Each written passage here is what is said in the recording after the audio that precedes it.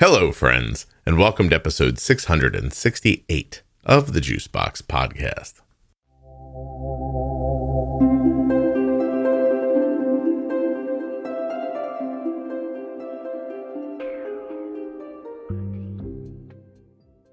On today's episode of the Juicebox Podcast, Jenny Smith and I are going to define carb absorption and digestion. There's no more to it than that. That's what we're going to do. I mean, there's way more to it than that, but as far as the explanation prior to the conversation, that's all I've got for you.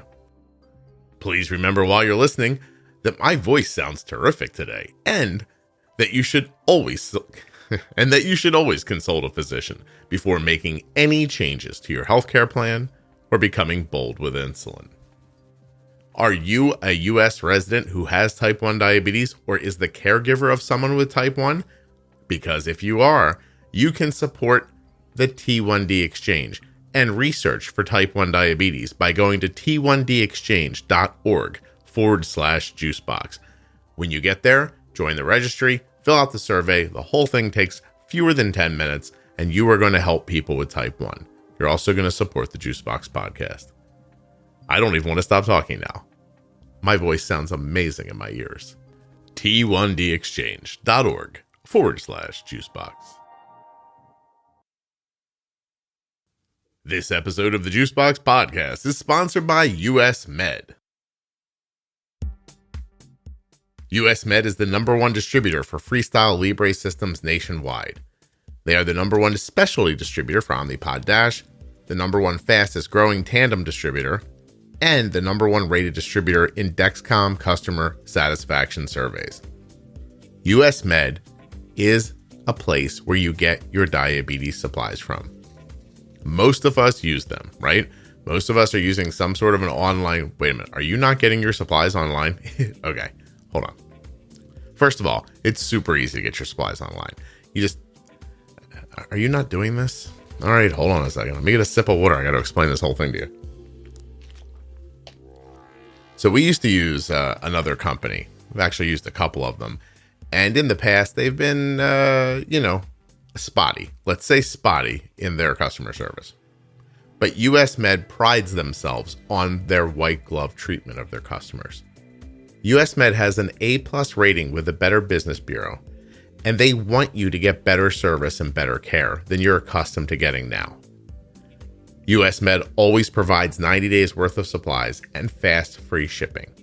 You can get a free benefits check right now at usmed.com/juicebox or by calling 888-721-1514. US Med carries everything from insulin pumps and diabetes testing supplies to the latest CGMs, including Libre 2 and Dexcom G6. They accept Medicare nationwide and over 800 private insurers. This 888 number is dedicated for Juicebox Podcast listeners. Call now, 888-721-1514. Get the service you deserve. Get your supplies without a big hassle. US Med, usmed.com/juicebox. Look, everybody, these supplies are going to be coming forever and ever. I'd love it if you had it set up so that it just happened and you didn't have to think about it. That's how we have it here, and it is it's a weight lifted. It's another thing you don't have to think about. Let US Med think about that. You go live your life.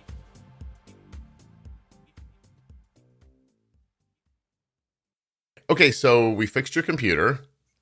We did, thankfully, yes. Good for us. Do you want to start with carb absorption and digestion as a defining or antibodies? It's up to you. I let it be ladies' choice, as I'm going to have very little to add on one of them for sure. How about we do carb absorption? Okay. Well then, in fact, Jenny, we are going to define carb absorption and digestion. Talk about that. Okay. Can I tell you that the first time, I want to be honest, the first time you said to me that the body digests things in an order, I had never heard anybody say that before. I I don't even knew. remember telling you that. Well, you taught me something. In an order. Yeah. And so I'll tell you what I remember. I might have to clarify because I don't even remember saying it. All right. Well, Jenny's like, please don't put that on me. I never said that. No, But- no. So what I recall is that we were talking about pizza as an example, and Right. and we were talking about how in people's minds, pizza as an example could be is a food, but if you really stop and deconstruct it, pizza is cheese, it's sauce, it's salt, it's oregano, it's flour, right? It's all these things. If you put sausage on it, it's protein. If you put, pepperoni on it, it's protein. That's sort of an idea. If you put pineapple on it, it's a simple sugar. Like, these things. Right. And you were describing why people get low blood sugars from pizza, because they look at the slice and they it's 35 carbs. They bolus these 35 carbs. They hork down this pizza. Because that's how I eat it. I don't know if the rest of you don't. Yes. The first slice goes fast, and and then of course the insulin is working. But because of how digestion works, the impactful parts of the pizza aren't being absorbed by your body right away. And if I'm wrong, stop me. But you said that the cheese is the most difficult part for the body to break down. It starts with that. It takes a long time. It's not pulling out carbs. Do I remember all this correctly? Kind of. It's sort of, yes, in a way, because, right, the fat in the cheese and the protein in the cheese and whatever else you might have also put on top of it. I mean, it could be, the Italian sausage and whatever else. And the multiple cheeses that might actually be on top of it, right? But the body sort of breaks things down in a general sense to completely process, right? Almost like a blender, if you will. But if you have like the pineapple, if you only put the pineapple in your stomach, simple carb or simple sugar. So it's going to break that down really fast. Whereas when you start mixing that with the other macronutrients like fat and protein, such as in cheese, you're really going to get a slowdown of the carbs that you really only see the pizza as being, or anything really that you've identified as a carbohydrate. You're going to see it, you're going to count the carbs, and you're going to say, okay, I'm just going to go ahead and give my insulin right now. And that insulin, it's meant to work the way that, rapid insulin specifically is sort of designed, is to work with carbohydrate digestion. It's got this in-out sort of bell curve of action, which is kind of how carbs get digested. And carb to carb, even those are a little bit different depending on the kind of carb it is, right? But pizza, for example, being,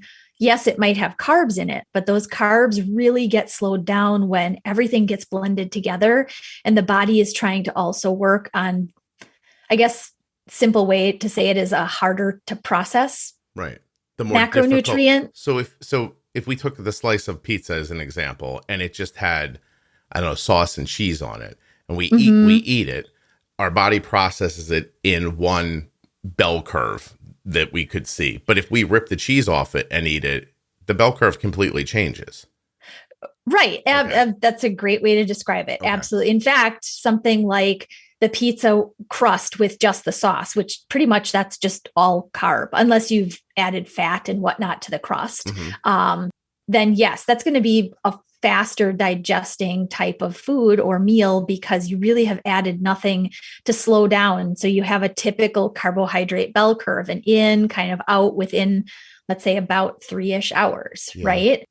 Whereas when you start adding those other macronutrients, proteins and fats take longer for the body to process. You might actually have sort of a double humped kind of bell curve, maybe, right? It might go up a little bit, or it might actually remain pretty smooth and steady, especially if you've dosed your insulin in a split type of fashion or extended your bolus out.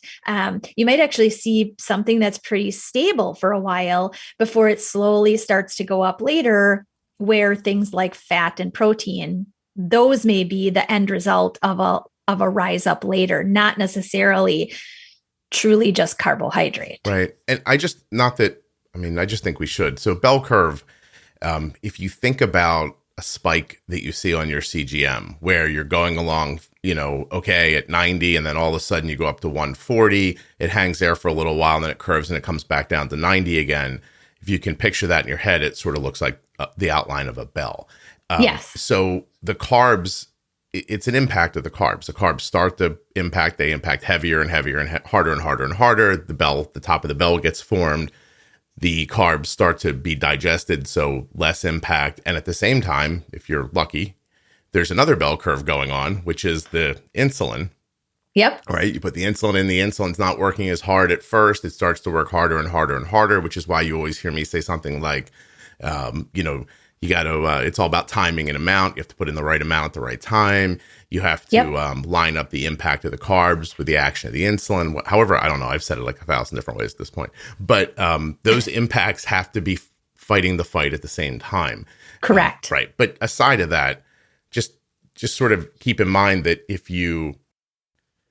hey, it's Scott. I know I put the ad at the beginning of the episode today. I trick you a little bit, but I still need to pop in and tell you that US Med offers a free benefits check, and you can get it at usmed.com/juicebox or by calling a special number just for Juicebox podcast listeners, 888-721-1514. US Med carries everything from your insulin pumps to your diabetes testing supplies. Go check them out. All right. Sorry. I have ordered a new computer. Oh, I was going to say, I was like, that wasn't my fault. Yeah, no. I did nothing. Won't be here for a month. So, but what we're saying is that if you eat the pizza and it doesn't have cheese on it, your body can get right to breaking down the dough.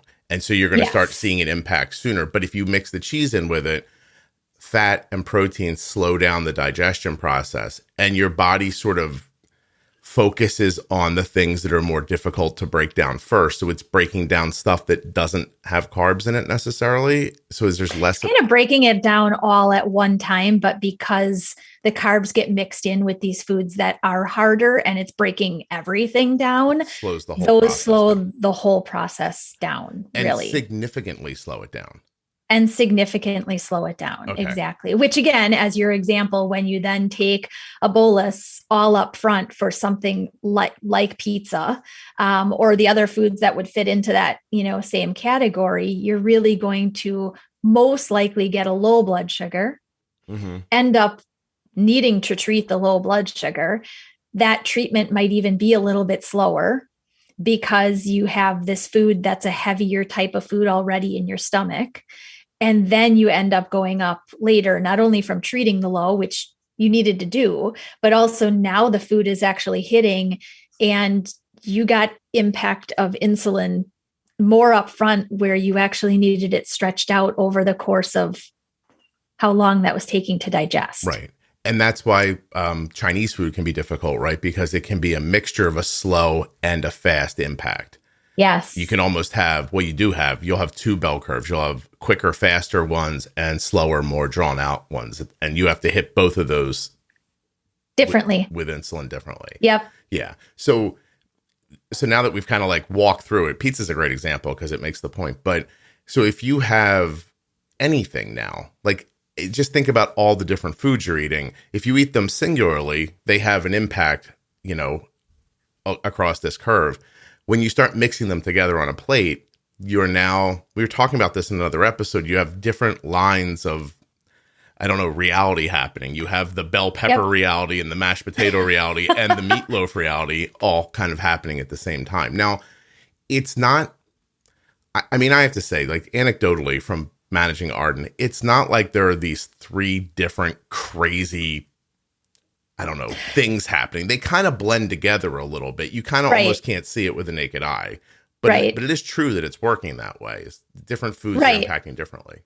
And if you have paid enough attention, I've said it before, if you've paid enough attention to the 80% of time food that you eat, right? What you've eaten over and over and over, if you've paid enough attention to that, you can get your timing down pretty well, right? And in most mixed meal settings, something like,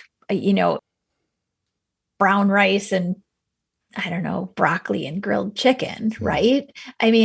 that's still, unless your portions are exorbitant or you've had them slathered in butter or some type of other fatty kind of, dressing, you are going to have the pretty typical bell curve of action. It's just when things get heavier in fat, especially, and or heavier in protein and maybe lower in carbohydrate at the same time, or lower glycemic. I mean, it brings in a whole carbohydrate to carbohydrate.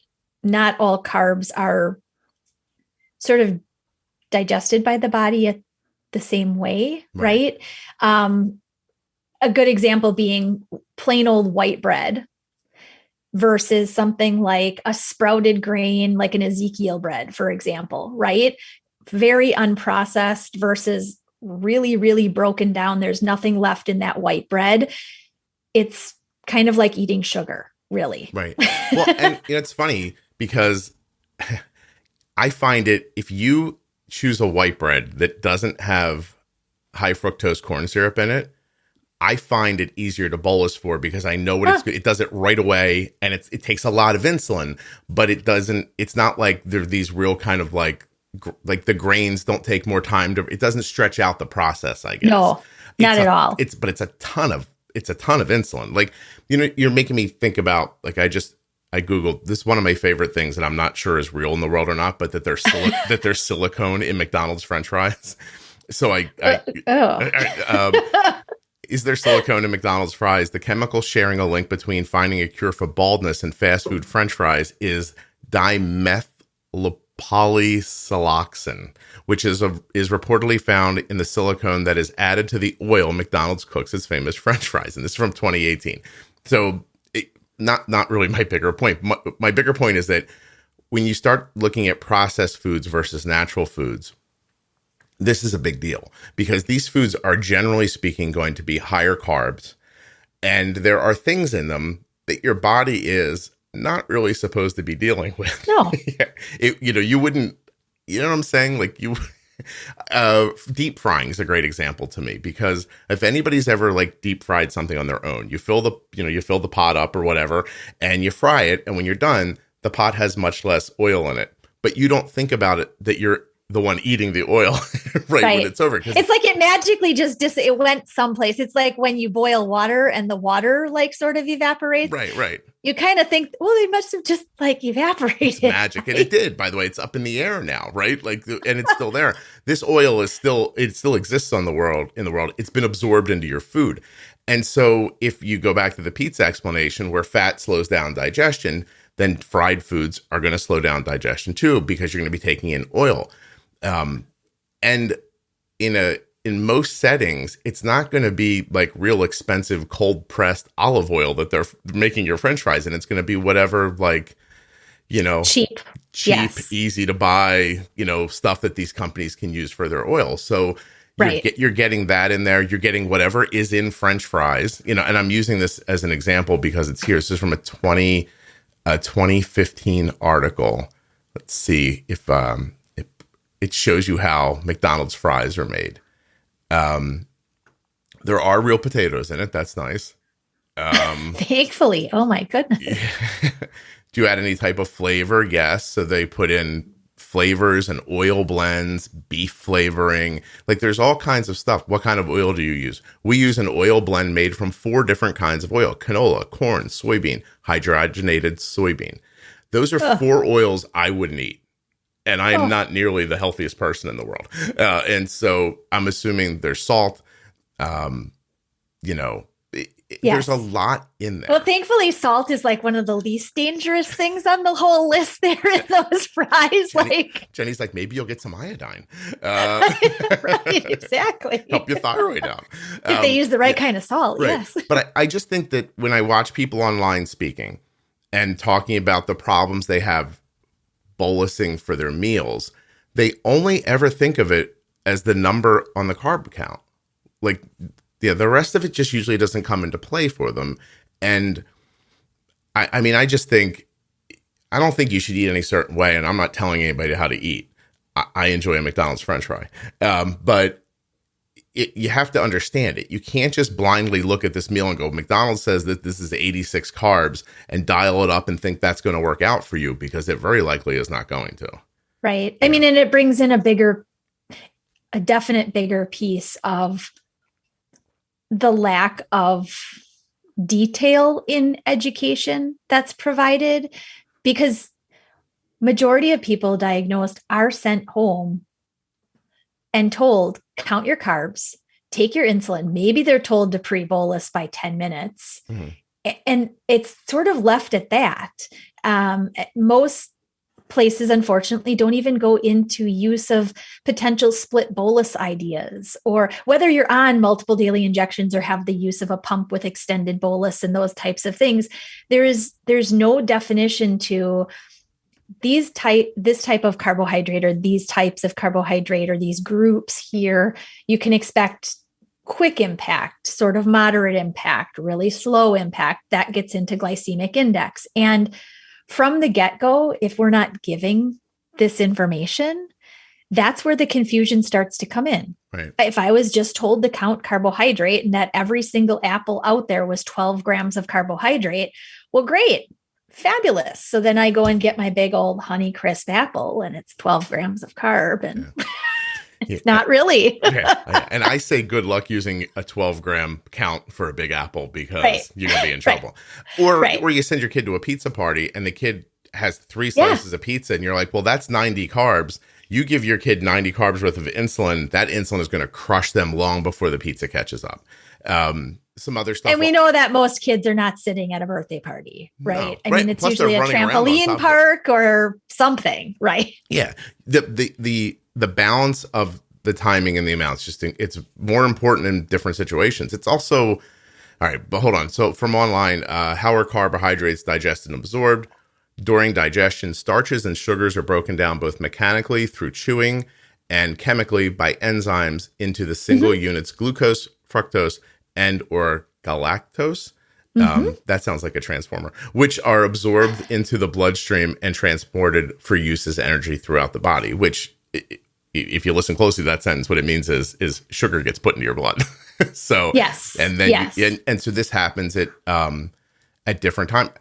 And here, very quick Googling, how soon after eating are carbs absorbed? The denser the food, meaning the more protein or fat it has, the longer it takes to digest, notes Dr. Lee. Simple carbohydrates such as plain rice, pasta, or simple sugars average between 30 and 60 minutes in the stomach. So you put your insulin in at noon, it starts working really well 20 minutes. It starts working 20 minutes later, starts working really well at 45 minutes. This pasta, this stuff might not even be impacting you yet, or not impacting you enough to combat this. And insulin. It's, these are the pieces of science education, I guess, that unless you really Google something yourself, most people wouldn't know unless they've gone for some type of a, nutritional biology degree or something that they get the understanding. I mean, most people don't even know that starches essentially start to get digested in your mouth, right? I mean, one of the enzymes is amylase. It's like a salivary based thing that starts to kind of break things down. Thus, a really good reason then, even if you don't remember any of that, it's a really good reason to pre-bolus most things that are simple carb or baseline carbohydrates. And then, other types of carbohydrates actually kind of get moved further down. And in your small intestine, you actually have a whole bunch of other enzymes, which at this point, I would have to look them up. I would have to go back to my nutrition physiology books to look exactly which ones they are up. But majority of those kind of come in through the small intestine. And so we have to wait out this process, right? Your stomach is like a big churning place, and absorption gets done in your digestive tract, right? So the more things that you put in with carbohydrate that are longer in terms of the body breaking them down, such as fats, the more drawn out that whole process gets. I wonder, and this is just me wondering, if you're constipated, does your body slow down digestion? Does it say it ain't coming out, so we're not going to worry about it right now? Or does digestion just keep happening and the constipation just keeps being forced from what's in your stomach. Right. I mean, constipation is usually, there are many reasons for it, obviously, too many to kind of get into and discuss, but your body is still breaking down and it's still absorbing. But I've had quite a number of people who've definitely said, as soon as I go to the bathroom, my blood sugars seem to even out a lot better, who have said that, I have trouble with constipation, or a lot of the people that I work with through pregnancy, essentially that's a typical thing in pregnancy is constipation. I remember saying it once to you and you looked at me a little weird, but I swear to God, I knew what I was looking at. Like if Arden gets constipated, then she disappears in the bathroom and comes back. You're like, her blood sugar is a sticky blood sugar is going to start going down. Yeah. I mean, that's one of those things I can't prove, but I'd bet $50 on. Have hindsight. Yeah. I would, if you made me bet, I'd bet in that direction for certain. Yes. So have we done justice to this idea? I think so. I mean, in a general sense, yes, I think so. Yeah. I just want people to understand that the time it takes for food to go through your body impacts where you're going to need your insulin. I mean, I think in very simple terms, I think that's important to understand. You can't just have this blind idea that, in and it's gone, out of sight, out of mind with the food. It must be doing exactly what it's going to do right now. And because, on the flip side of that, you have to understand how insulin works too. And insulin really, you're in the same problem. It just doesn't start happening immediately at full speed. Right. The food's not impacting you right away at full speed. And either is the insulin. And so you kind of just have to, I mean, you said it earlier, but it bears repeating. You have to eat these things. You have to watch it happen. And then next time, believe this is about how it's going to go, That's exactly right. Yeah. And again, sometimes those normal things that you eat over and over can then give a little bit of insight to something that you may choose at a restaurant or a friend's house that you haven't necessarily had before. But if you're looking at them, you can gain a little bit of perspective from what you've done and say, this looks kind of like something I've had at home, and I would have probably done this type of a bolus strategy for it. So, I mean, the best that you can do is give it a try, which is kind of what we all do. Right. Exactly. I always tell people, somebody asked recently, can you do a pro tip on eating at a restaurant? And I said, it doesn't need a pro tip. The better it tastes, the more insulin it needs. In possibly a drawn out fashion. Who knows, right? Because that's probably going to be butter that's making you happy. And, yes. Yeah. All right. Well, I appreciate you doing this with me. Thank you. Yeah, absolutely. Cool.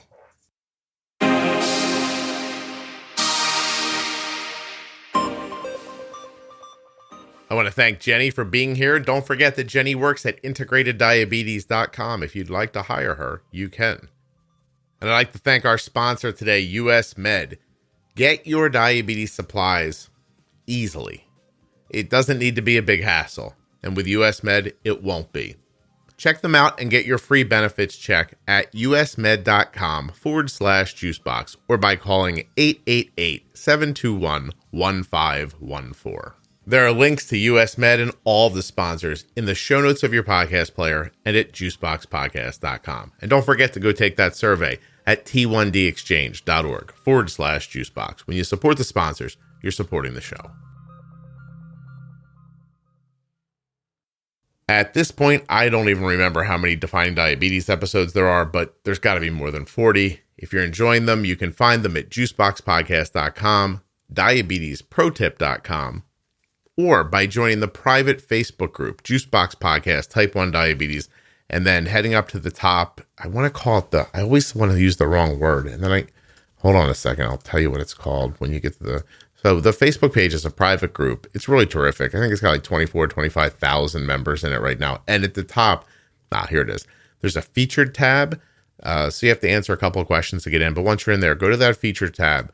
And there's a list of all the Defining Diabetes episodes, all the variables, all the how we eats, the quick start guides. If you're just starting with the show, the pro tip series. There's a list of popularly requested episodes, if I'm going to use English, special episodes, Scott and Jenny's, where they're called Ask Scott and Jenny. People send in questions and Jenny and I answer them. A whole bunch of stuff on how to bolus for fat and protein. I mean, there's a ton here. Anyway, it's all in that private Facebook group up under the featured tab. This is the part where I say thank you so much for listening. I'll be back very soon with another episode of the Juicebox Podcast. Please subscribe in your apps. Subscribe and follow. Follow and subscribe.